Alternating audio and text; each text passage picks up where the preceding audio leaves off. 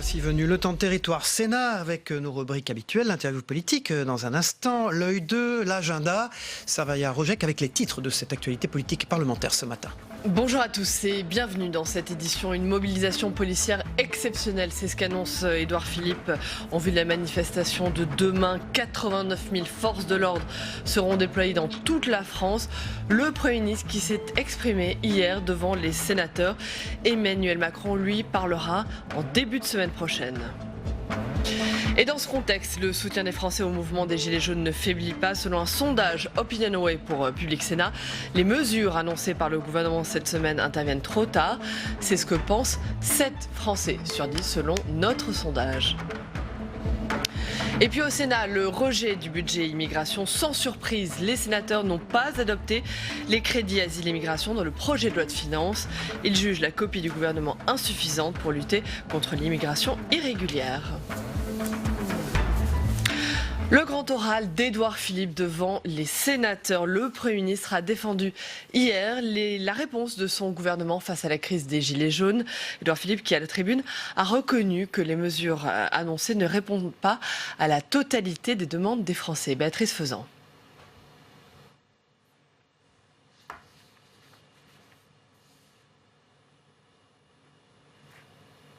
Voilà, c'est un sujet de Béatrice Faisan. Voilà. Voilà, alors le soutien des Français au mouvement des Gilets jaunes qui ne faiblit pas. Je vous le disais en titre, selon un sondage OpinionWay pour Public Sénat, les mesures annoncées par le gouvernement cette semaine interviennent trop tard. C'est ce que pensent notamment 7 Français sur 10 selon cette étude. Regardez ce reportage de Quentin Calmet. Sans surprise, la majorité sénatoriale devrait rejeter aujourd'hui les crédits de la mission immigration dans le projet de loi de finances 2019. Une recommandation de la commission des lois. Voilà, donc, mauvais calage, mais ça va arriver, ça va rien. Voilà, c'était au Sénat le rejet du budget immigration. Sans surprise, les sénateurs n'ont pas adopté les crédits asile immigration dans le projet de loi de finances. Ils jugent la copie du gouvernement insuffisante pour lutter contre l'immigration irrégulière. Les explications de Michael Spitzberg. Bon, décidément, ce matin, on a du mal. Peut-être vous pourriez nous dire un petit peu ce qu'il y a dans le sujet. Voilà, surtout, je ne sais pas quel sujet va être annoncé. Le reportage peut-être à Charleville-Mézières, le reportage d'Éloïse Grégoire et d'Adrien. C'est du direct, ça le prouve. Voilà, sur l'immigration. Voilà, le sujet immigration, voilà. Je vous le disais à l'instant, au Sénat, le rejet du budget immigration. Sans surprise, les sénateurs n'ont pas adopté les crédits asile immigration dans le projet de loi de finances. Ils jugent la copie du gouvernement insuffisante pour lutter contre l'immigration irrégulière. Les explications de Michael Spitzberg. Voilà. Sans surprise, la majorité sénatoriale devrait rejeter aujourd'hui les crédits de la mission immigration dans le projet de loi de finances 2019. Une recommandation de la commission des lois, dont un rapport souligne les faiblesses du projet, doté d'un budget d'1,580 milliard d'euros. Les principaux griefs visent l'immigration irrégulière. Ainsi, selon les chiffres du rapport du Sénat, la commission dénonce le faible taux de mesures d'éloignement exécutées à l'encontre des personnes en situation irrégulière. 17,5% en 2017, un chiffre qui tombe à 12,5% pour les 6 premiers mois de 2018. En outre, le rapport pointe une augmentation de 23% des interpellations des personnes en situation irrégulière en 2017 et seulement 8% du budget global pour y faire face. Résultat, un projet déséquilibré pour François-Noël Buffet, auteur du rapport. Il y a une augmentation du budget, c'est réel, qui est de l'ordre de 12%. Donc ça, c'est exact. Mais on la constate essentiellement dans la partie intégration. Elle n'est pas dans la partie asile et elle est encore moins dans la partie immigration irrégulière. Donc c'est-à-dire qu'on fait l'effort sur l'intégration, nous en sommes d'accord, mais on ne fait pas l'effort sur le reste. Donc vous avez un système déséquilibré. Et à partir de ce moment-là, ça ne fonctionne pas. Et ce choix politique, il est désastreux. Côté socialiste, si on dénonce la mauvaise foi du rapport Buffet, on est tout aussi critique sur ce projet de loi. Je ne l'aurais pas voté parce que le gouvernement aussi, sur la question de l'éloignement, il est arc-bouté sur le principe l'éloignement, c'est juste par la force et par la rétention, alors que d'autres pays européens pratiquent différemment et ça marche mieux. S'il est rejeté ce soir par le Sénat, le projet reviendra donc à l'Assemblée nationale avec peu de chances de satisfaire tout le monde. Le soutien des Français au mouvement des Gilets jaunes ne faiblit pas selon un sondage exclusif à Opinionway pour Public Sénat. Les mesures annoncées par le gouvernement cette semaine arrivent trop tard. C'est ce que pensent 7 Français sur 10 selon cette étude. Quentin Calmet. Principal enseignement du sondage, la sortie de crise semble encore très loin. Selon une très large majorité de Français interrogés par Opinionway pour Public Sénat, les mesures annoncées par le gouvernement cette semaine interviennent trop tard. Elles sont un premier pas dans la bonne direction, mais ne vont pas assez loin pour près de 7 Français sur 10. Des mesures qui favorisent l'ouverture d'un dialogue et qui sont effectivement perçues comme un geste d'apaisement pour plus de la moitié des Français interrogés. Mais pour autant, les décisions annoncées cette semaine ne justifient pas l'arrêt des manifestations prévues, selon 61% des personnes interrogées. Car ces décisions ne sont pas suffisantes pour répondre aux revendications des Gilets jaunes. Concernant la grande concertation dans les territoires, les Français sont une majorité à trouver qu'il s'agit là d'une bonne solution pour faire des propositions utiles. Mais pour 62%, ce n'est pas pour autant une preuve que le gouvernement écoute les habitants des régions. Une étude qui révèle aussi la très grave impasse dans laquelle se trouve le gouvernement sur le plan politique, que ce soit sur la loi de bioéthique, la réforme de l'assurance chômage ou encore une réforme fiscale. Ils sont plus de 6 Français sur 10 à penser que le gouvernement ne pourra pas mener ces réformes à terme. Même pessimisme sur la réforme du système de santé ou encore sur la réforme de la fonction publique. Enfin, ils sont 7 Français sur 10 à dire qu'une réforme constitutionnelle et une réforme des retraites semblent à ce jour compromises.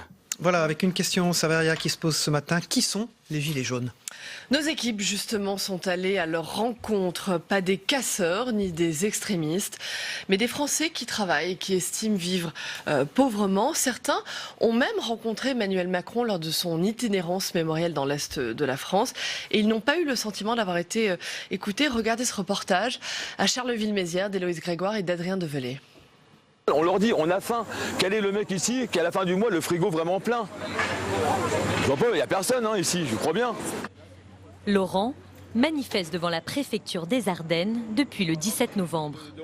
Épuisé, mais entouré d'autres gilets jaunes, ils continuent tous ensemble le combat. Pour Laurent, la hausse du prix du carburant est la goutte d'eau qui a fait déborder le vase, car la colère de ces gilets jaunes est en réalité bien plus profonde. Ça fait 30 ans qu'on vit la même merde. Ça fait 30 ans qu'on entend les mêmes choses, les mêmes promesses électorales et qu'à la finale, on se retrouve à se serrer la ceinture tous autant que nous sommes. Baptiste a 37 ans. Malgré un bac plus 4 en poche, il est au chômage. Sur cette vidéo amateur, il interpelle Emmanuel Macron. C'est trop facile de revenir en disant j'ai trouvé 1000 emplois. Le président était venu annoncer à Charleville-Mézières la création de 1000 emplois après la fermeture de l'usine Electrolux qui a licencié de nombreux employés. Les Ardennes sont un peu le symbole aussi des Gilets jaunes, dans le sens où on a un département qui est en périphérie, un taux de chômage très élevé, et puis un sentiment d'abandon. Cet après-midi, les Gilets jaunes ont rendez-vous avec le maire. Il faut organiser la manifestation de samedi prochain et éviter à tout prix des débordements. Dans la rue, Laurent et ses camarades ne passent pas inaperçus.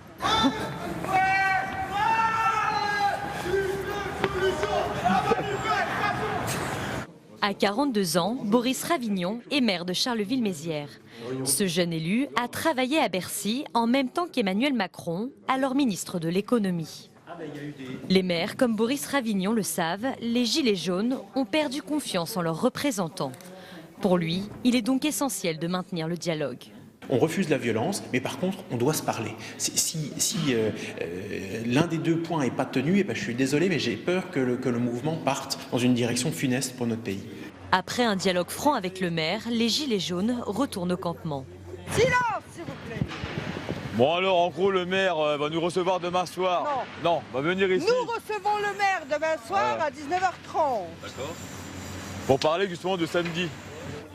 Samedi, les Gilets jaunes demanderont la démission d'Emmanuel Macron et dénonceront également les violences policières à l'encontre des manifestants. Mercredi soir, Laurent a été placé en garde à vue pour outrage à l'encontre d'un agent. La colère à Charleville-Mézières ne risque pas de s'apaiser. Voilà, l'actualité parlementaire et politique continue. On passe à l'interview politique, la deuxième de cette émission, dans un instant. À tout de suite. Bonjour Frédérique Espagnac, Bonjour. vous êtes sénatrice socialiste des Pyrénées-Atlantiques. Merci d'être présente sur ce plateau ce matin. Bonjour, je ne suis pas inquiet, la République est solide, c'est ce qu'a déclaré Édouard Philippe hier. Est-ce que vous êtes inquiète ? On a des institutions de la Ve République qui permettent un certain nombre de choses. Je crois que les fondements de notre République restent solides, mais elle vacille, elle est en danger. On l'a vu dans les images du week-end dernier, et je crois que les appels des uns et des autres, moi-même il y a 10 jours, je l'avais fait sur un plateau télé en disant la responsabilité que nous avons tous en tant qu'élus, et donc garant on va dire, de l'harmonie dans la vie de la cité, de nos communes et de nos territoires, c'est vraiment dans un moment comme celui-là d'écouter en tout cas ce qui se passe, mais surtout de veiller à apaiser la situation. Et je crois que ce week-end, et on le dit tous, est le week-end de tous les dangers, donc je crois qu'il faut qu'on fasse très attention. Moi, j'appelle juste ceci, autorisez-moi Savery à ceci, les jeunes et tous ceux qui vont venir manifester. Toute manifestation, elle est certes utile, toutes les causes, en tout cas des Gilets jaunes, je peux les entendre, mais aucune cause ne mérite des morts. Voilà. Et donc j'alerte vraiment sur ce week-end. Je dis à chacun, restez en province, manifestez paisiblement, et aux jeunes, ne prenez pas de risques inconsidérés. L'exécutif, vous venez de le dire, s'attend à de très grandes violences demain. Ce sont les mots de l'Élysée, du gouvernement. Est-ce que le gouvernement joue aujourd'hui avec les peurs des Français ? J'espère que non. Si c'est une mise en garde, elle me paraît judicieuse. En même temps, je crois qu'il faut on a quand même vu les uns et les autres ce qui s'est passé le week-end dernier. On a quand même vu des policiers, je leur rends évidemment hommage aux CRS et autres qui étaient sur les Champs-Élysées, qui se sont retrouvés dans des situations qui sont inacceptables d'une certaine façon. Donc je crois que là aussi, j'ai envie de dire que le gouvernement alerte, c'est son devoir. Après, c'est pas une histoire de jouer avec les peurs, il y a une situation. Les quasi-insurrectionnels, il faut le reconnaître aujourd'hui dans ce pays. Alors justement, comment vous qualifieriez ce que traverse notre pays aujourd'hui ? Est-ce que c'est une crise sociale, une crise politique, une crise de régime, une insurrection, une révolte ?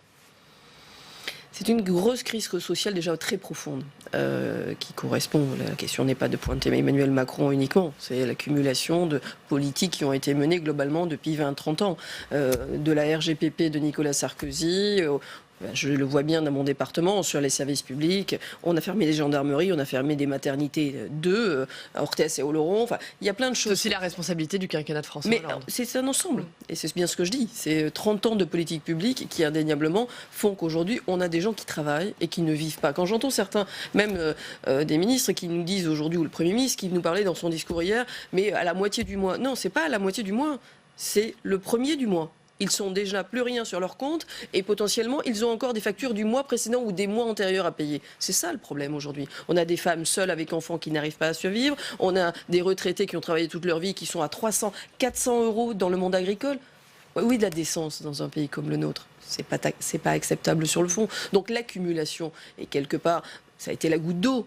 Les taxes sur le gazole notamment et sur les carburants. Mais il y a aussi, à un moment donné, je crois, un petit mensonge du gouvernement sur l'utilisation des fonds qui venaient tout simplement, on va dire, plus remplir les caisses de l'État que vraiment être sur la question écologique. Il faut absolument aujourd'hui un geste envers les bas salaires, une hausse du SMIC. Oui, et je crois une réforme, un retour, un rétablissement de l'ISF qui cristallise moi, l'injustice fiscale que dénoncent les Gilets jaunes aujourd'hui. Je pouvais comprendre, même si je n'y étais pas favorable, je pouvais comprendre à un moment donné qu'on dise « Ok, on arrête l'ISF, mais à une condition, c'est quand même ce qui avait été posé, mais qui ne s'est pas traduit dans les faits, en tout cas de façon contraignante, j'ai envie de dire, pour les entreprises, c'était « Ok, dans ces cas-là, ça veut dire qu'on doit réinjecter dans l'économie française ». Moi, je n'ai pas le sentiment. Et d'ailleurs, juste sur ceci, j'ai cru comprendre que le gouvernement mettait en place une commission pour faire cette fameuse évaluation de la suppression de l'ISF. Moi, j'ai envie de dire, c'est le Sénat qui peut le faire. C'est la commission des finances, j'en fais partie. C'est la commission des finances. Elle est prévue dans le projet de loi de finances. Voilà, qui doit se saisir pour justement faire l'évaluation. Et le rôle du Parlement, que ce soit l'Assemblée nationale ou le Sénat, c'est ça. Et nous devons le faire. Nous devons regarder réellement si la suppression de l'ISF a généré de la réinjection, en tout cas dans l'économie française et des entreprises françaises. Frédérique Espagnac, Emmanuel Macron ne s'exprimera pas avant la semaine prochaine. C'est ce que dit Richard Ferrand, le président de l'Assemblée nationale, ce matin. Richard Ferrand dit « Le président ne veut pas mettre de l'huile sur le feu ». Est-ce que ça veut dire que même la parole du président aujourd'hui, elle n'est plus à même d'apaiser la colère des Français ? Je pense qu'il y a deux choses. La première intervention du Premier ministre, au lendemain de la première manifestation, c'est-à-dire le dimanche soir, soit arrivée trop tôt, soit trop tard d'une certaine façon. Et j'ai envie de dire, à partir du moment où on va sur un plateau de 20h et que un des responsables de syndicaux tels que Laurent Berger vous tend la main, si on va sur un plateau de télé, c'est qu'on a quelque chose à dire et qu'en tout cas on fait une avancée au lendemain de la manifestation. Ou le président Macron aurait dû prendre la parole tout de suite après et clairement commencer à réouvrir le dialogue. Ou il aurait même dû, mardi dernier, potentiellement, réouvrir sur ce qu'il vient d'être fait cette semaine. Aujourd'hui, je peux l'entendre, parce que je crois qu'il est lucide aussi sur le fait qu'il y a une violence, et on le voit bien dans ce pays, et c'est ça mon inquiétude, à son égard. Faisons quand même attention, c'est le président de tous les Français. Il a été élu, que ce soit par les uns ou par les autres, il a été élu pour 5 ans. Il y a une violence, il y a également une agrégation des mécontentements. On le voit depuis plusieurs jours, depuis le début de la semaine, notamment dans les lycées. Il y a eu de grandes violences hier. Ce qui fait beaucoup réagir ce matin, ce sont ces images de Mantes-la-Jolie. 150 lycéens agenouillés, interpellés, qui sont aujourd'hui placés en garde à vue. Qu'est-ce qu'elles vous inspirent, ces images, des arrestations de mineurs, je le rappelle? Oui, moi... C'est vrai que je les ai vus comme beaucoup de Français sur Twitter. Alors déjà, je ne sais pas si c'est tous des lycéens ou si potentiellement j'ai cru comprendre qu'il y a eu d'autres heures à Mantes-la-Jolie les jours précédents. Et c'était pas forcément les lycéens. Certains portaient des gilets jaunes, 2 voitures ont été incendiées. Tout à fait. Donc, il n'empêche, c'était devant un lycée à Mantes-la-Jolie. J'entends bien. Moi, c'est vrai que voir ces images-là, j'ai envie de dire, j'attends une parole du ministère de l'Intérieur. On a besoin d'explications. Est-ce que oui ou non c'était des lycéens? Pourquoi on en est arrivé dans cette situation-là? Je peux comprendre qu'à un moment donné on a envie d'arrêter, mais moi ces images forcément me choquent. Oui, c'est pas une image que j'attends précisément des explications à Christophe Castaner. Enfin, je veux dire, ça me paraît logique. En même temps, je ne les jette pas la pierre non plus parce que je veux quand même comprendre ce qui s'est passé derrière ces images. Est-ce que là encore, est-ce que ce sont les lycéens ou pas? Et quelle est la raison qui fait qu'on en arrive là? C'est toujours pareil, on a extrait un bout de vidéo. Qu'est-ce qui s'est passé les heures précédentes? Quelques mots sur la réponse politique, la réponse notamment des partis politiques. Elle est différente selon chaque parti, dissolution, voilà. Les socialistes se sont joints hier à la motion de censure de la France Insoumise et des communistes. Est-ce que vous, personnellement, vous soutenez le dépôt de cette motion de censure? Non, je trouve qu'elle n'arrive pas au bon moment, personnellement. Et je crois que dans ces moments-là, on doit aussi faire preuve de responsabilité. Le premier secrétaire du Parti Socialiste, Olivier Faure, de votre parti, l'a signé cette motion. Oui, c'est le premier secrétaire du Parti Socialiste. On est encore libre, vous savez, dans un parti. Donc on peut encore penser. Voilà, je crois que Valérie Rabault elle-même n'était pas forcément sur cette ligne non plus. Donc je ne suis pas la seule. Bon, c'est son choix, il le signe, il considère qu'il doit faire un acte politique. Moi j'ai envie de dire, voyons déjà ce qui se passe ce week-end. Et à un moment donné, je crois que dans la période, il faut qu'on soit d'abord responsable. C'est une erreur politique d'Olivier Faure? C'est pas ce que je suis en train de te dire. Ça l'engage, c'est lui, c'est le chef de parti. Le Bureau national, potentiellement, doit prendre une décision collective. Ça a été évoqué au dernier Bureau national qui s'est tenu d'ailleurs ici. Et donc, je peux comprendre en tout cas que ça soit sa décision. Tout le monde n'était pas forcément sur cette ligne-là. Bon, c'est son choix. Une dernière question pour terminer sur comment désamorcer cette crise. Est-ce que le Sénat a un rôle à jouer dans cette sortie de crise en tant que chambre des territoires, en tant que corps intermédiaire? Est-ce que les élus doivent être écoutés pour présenter des solutions? Mais déjà, je crois que les élus, ce que j'ai dit tout à l'heure, ont un rôle. Déjà, je salue quand même l'initiative des maires ruraux sur l'opération mairie ouverte ce week-end. À Saint-Étienne. À Saint-Étienne et ailleurs, j'ai envie de dire, parce que ça c'est quand même beaucoup de maires aujourd'hui sont rentrés dans cette opération-là. Voilà, c'est le rôle d'un élu de fait aujourd'hui. Quand je disais tout à l'heure l'apaisement, c'est l'écoute, c'est notre quotidien dans nos permanences, dans le contact que nous avons, que nous soyons députés ou sénateurs, c'est quand même le rôle premier que nous avons. Donc, c'est évidemment être à l'écoute. 2, c'est vraiment avoir une parole d'apaisement dans tous les cas de figure. 1, le combat est légitime, ça c'est sûr. Il y a des revendications, on les entend, mais la violence ne justifie pas tout aujourd'hui, ce n'est pas vrai. Et laisser penser que c'est la violence qui permettrait d'obtenir est une erreur. Dans notre République, ça ne fonctionne pas comme ça. Merci. Donc, évidemment, je ne le cautionne pas. Très bien. Vous avez été très proche de François Hollande, toujours très proche. Au début de la crise, on l'a vu rencontrer des gilets jaunes, critiquer aussi le gouvernement dans cette affaire. Depuis, on l'entend moins. Il a raison de moins parler? Oui, je crois. Je crois que dans la période, les uns et les autres devaient agir en responsabilité, pas en politicard ni en politicien, mais en politique. Merci beaucoup, Frédérique Espagnac, sénatrice socialiste des Pyrénées-Atlantiques, d'avoir été l'invité politique du Face à Face. On passe tout de suite à l'agenda, ce qui se passe au Sénat.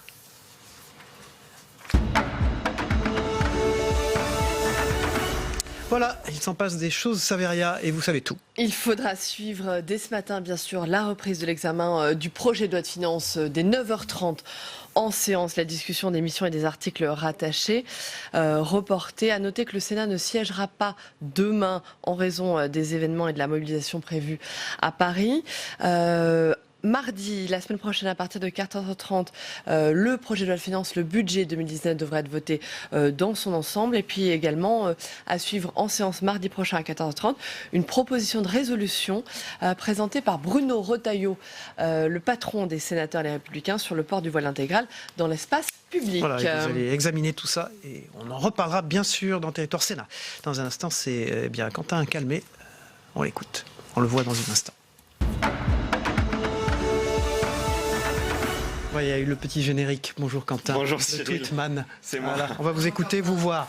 Bonjour. On revient comme chaque semaine avec vous sur les tweets marquants des sénateurs et on commence bien sûr avec le discours d'Édouard Philippe hier dans l'hémicycle. Oui, car les sénateurs sont revenus sur Twitter sur leur impression après ce discours. Vous l'avez évoqué déjà dans cette édition et avec votre invité, avec cette annulation de la hausse de la taxe sur les carburants et aussi ce long bilan de toutes les mesures adoptées depuis le début du quinquennat. Pour les sénateurs, ça a donné ce ton inhabituellement triste et empreint d'humilité. C'est Bernard Jomier qui dit ça sur son compte Twitter et il a ajouté aussi le sentiment d'un chef de gouvernement sur le départ. Et à droite, qu'est-ce qu'on a pensé de ce discours ? Eh bien effectivement, la droite a également fustigé le manque de hauteur du Premier ministre. Pour le sénateur LR Max Brisson, le Premier ministre, il égrène des mesures et des chantiers en cours ou à venir, mais il oublie de parler au cœur des Français. Et il a ajouté, il est des moments où il faut être au rendez-vous de l'histoire et parler à ce cher et vieux pays. Nous n'y sommes pas. Ce cher et vieux pays, c'est une citation, c'est une reprise d'un discours de Charles de Gaulle qui avait évoqué ce cher et vieux pays en 1960 après la semaine des barricades à Alger. C'est dire le poids de la comparaison. Et enfin, chez les centristes, on retient ce tweet d'Olivier Henno qui a décrit un discours qui n'est pas inintéressant. D'un certain point de vue, l'homme est attachant, donc on peut croire que le tweet est comme cela positif sur ce discours d'Édouard Philippe, mais il finit en disant « Cependant, c'est la première fois de ma vie que j'assiste à un auto-éloge funèbre.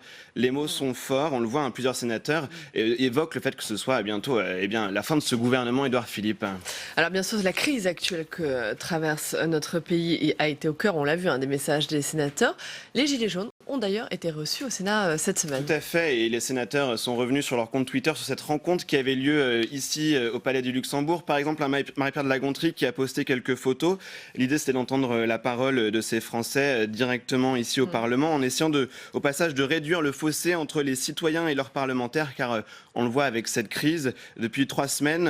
Aussi, il y a ce fossé qui s'est creusé entre la représentation nationale et les Français.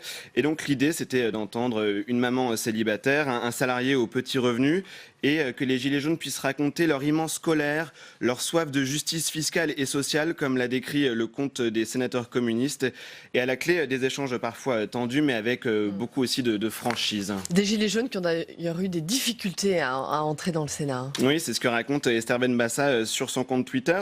Il a fallu qu'ils ôtent leurs vêtements pour pouvoir rentrer dans le Palais du Luxembourg. C'est le signe de la tension aussi des forces de sécurité, notamment celles qui protègent les institutions. Et donc Esther Benbassa raconte, elle s'interroge, comment se fait-il que les Gilets jaunes devaient enlever leur gilet pour rentrer au Sénat ? Le Sénat est normalement leur maison. Et de conclure, tant d'incompréhension. Finalement, l'incident n'a duré que quelques minutes, mais le débat s'est très bien passé ensuite. Mais voilà, c'est très symbolique. Et d'ailleurs, n'hésitez pas à aller voir sur publicsénat.fr avec le reportage des équipes qui étaient à cette rencontre et aussi l'article de Simon Barbary. Merci Quentin, merci pour cet éclairage. Merci beaucoup Quentin Calmet de Public Sénat. Merci à vous. On passe à la revue de presse dans un instant, les unes de la presse quotidienne régionale.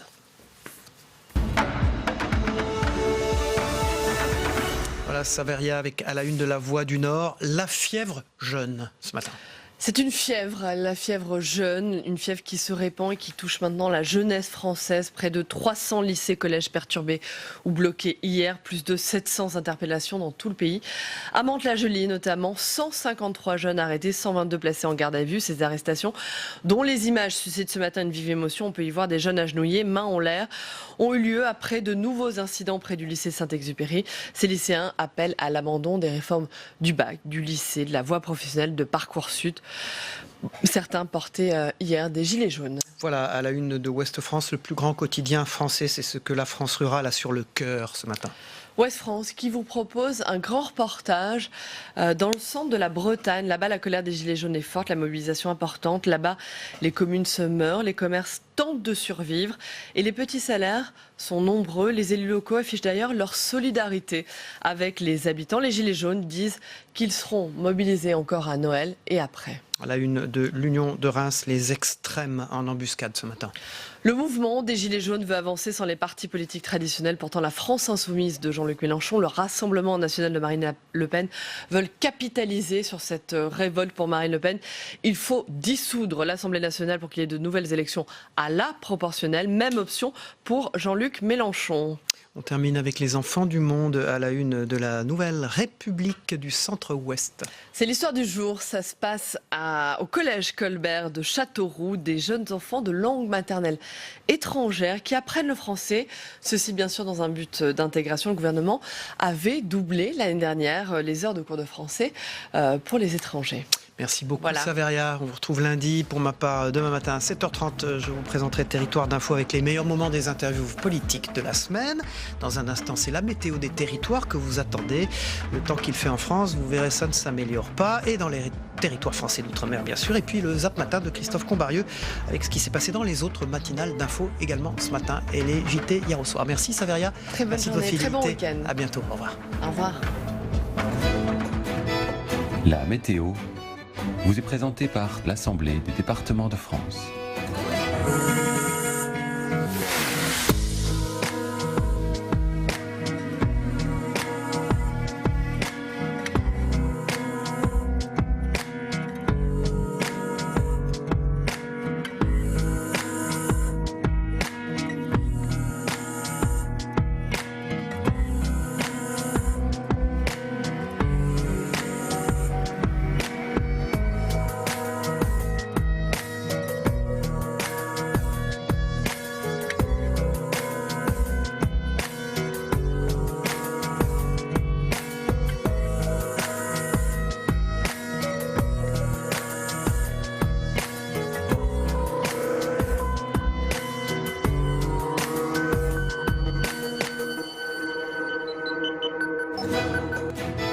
C'était la météo avec l'Assemblée des départements de France.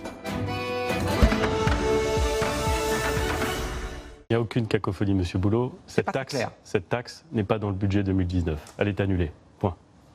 Mais il a été question jusqu'à avant-hier qu'elle ne le soit pas. Cette taxe n'est pas dans le budget 2019. Il y a de vrais risques de violence et c'est la raison pour laquelle il y a un appel à la vigilance et un appel à ne pas forcément se rendre à Paris. Il faut rehausser le niveau de sécurité, permettre aux Parisiens, aux Parisiennes de pouvoir vivre leur ville, ne pas voir la ville saccagée. On appelle à la responsabilité.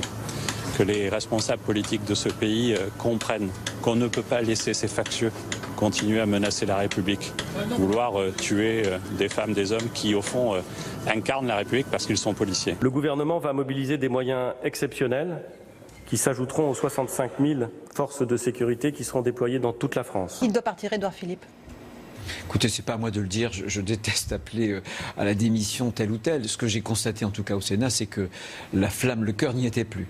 Et qu'il s'exprimait comme si l'avenir n'était plus devant lui. Parce que les personnes qui vont monter à samedi à Paris pour casser, pour brûler, tel qu'il l'annonce, relayé d'ailleurs et soutenu par certaines forces politiques comme la France Insoumise ou le Front National, fondamentalement sont des adversaires de la République. Pour assurer leur sécurité, il y aura des blindés pour la première fois depuis des temps immémoriaux dans Paris samedi. Nous allons utiliser une douzaine de véhicules blindés de la gendarmerie qui sont parfois utilisés dans des opérations, ça a été le cas à Notre-Dame-des-Landes. Ce n'est pas moi à donner des instructions.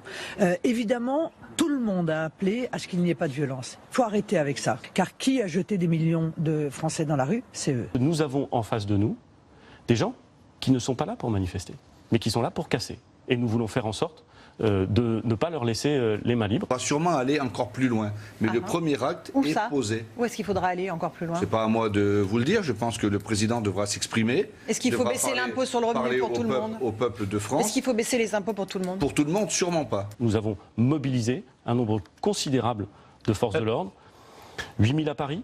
C'est beaucoup plus encore que samedi dernier. Et au total, sur l'ensemble de la France, non pas 65 000, mais 89 000. C'est-à-dire que c'est vraiment une mobilisation exceptionnelle. Ça veut dire quoi, la fermeté? Ça veut dire que Ça veut dire que demain, nous mettons en place un dispositif et dès lors qu'il y a des débuts de troubles à l'ordre public, nous procéderons à des interpellations et nous présenterons les auteurs de ces troubles à la justice le plus rapidement possible.